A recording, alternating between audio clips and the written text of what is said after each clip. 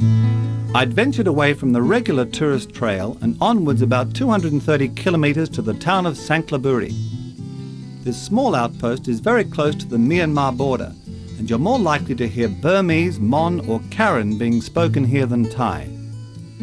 The town sits on the edge of a stunning lake.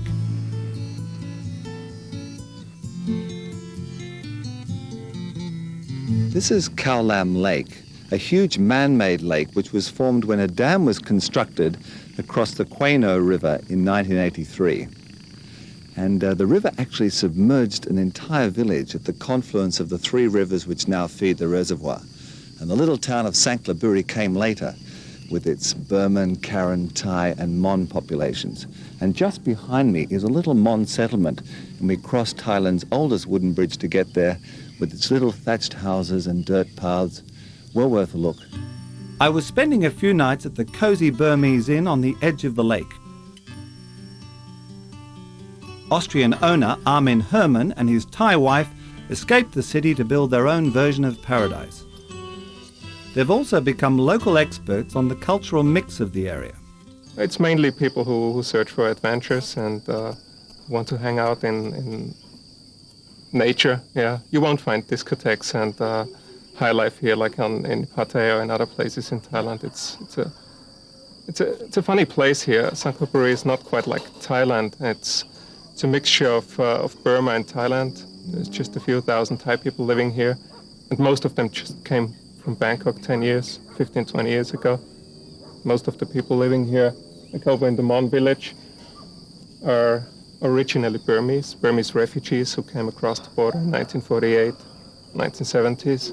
I have 15 rooms surrounded by trees, forest, beautiful garden, and when the water in the reservoir and the lake rises up, people can just jump in from the bungalow right into the lake. Armin's advice was to first explore the lake.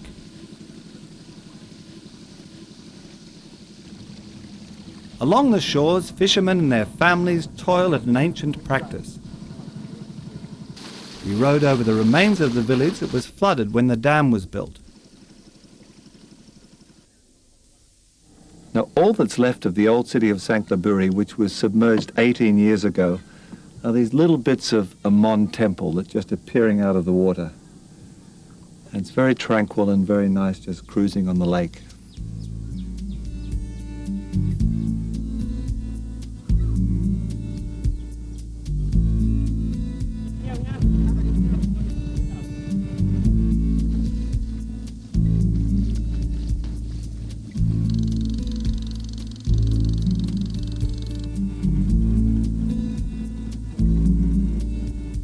The wooden bridge over the lake beckoned.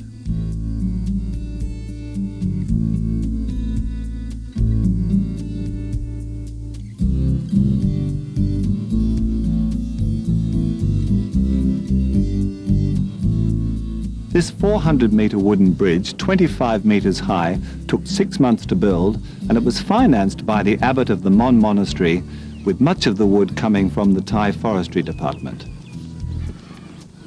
And it looks very nice. Let's go to the temple. After crossing the lake, our first stop was a stunning Buddhist temple, home to one of Thailand and Myanmar's most famous monks. Pilgrims venture here from both countries.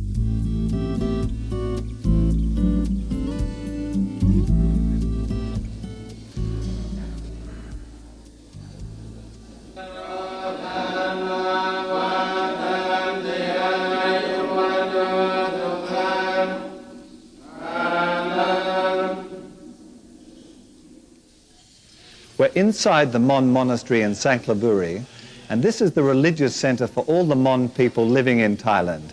And its spiritual leader, the 90-year-old abbot, Reverend Uttama, is with his monks and pilgrims. Within the temple grounds, you can also explore a traditional market. Now, this is the marketplace in the Mon settlement, and it's extraordinary what you can find to buy in here. Chinese porcelain, Indian blankets, Burmese woodwork. Take your pick. I've even found some bongo drums here as well.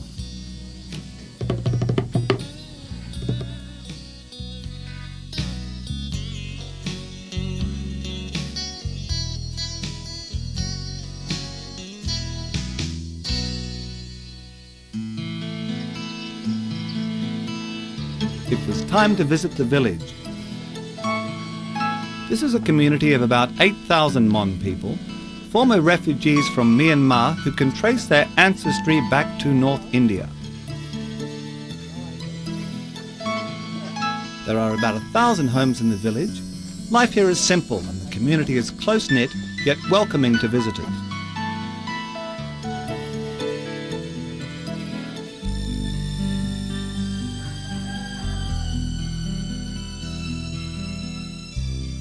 Now this is a typical little hut in the Mon village. Very simply constructed, elephant grass, bamboo weaved together, and just a little bit of wood for support. The Mon are also skilled carpenters.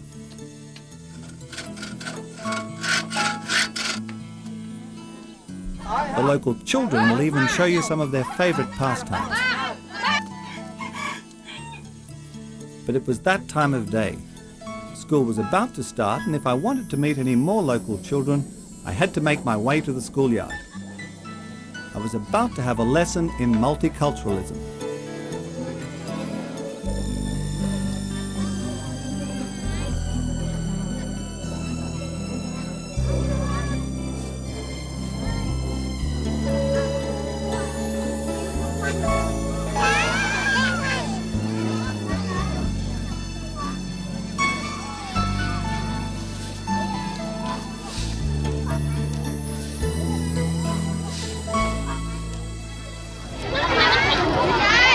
Now, once a week in the town of Sangkhlaburi, the primary school kids come to school wearing the traditional costumes that represent the different national groups of the area. The Thai, the Karen, the Mon, and the Rohingya. The day starts with the Thai national anthem.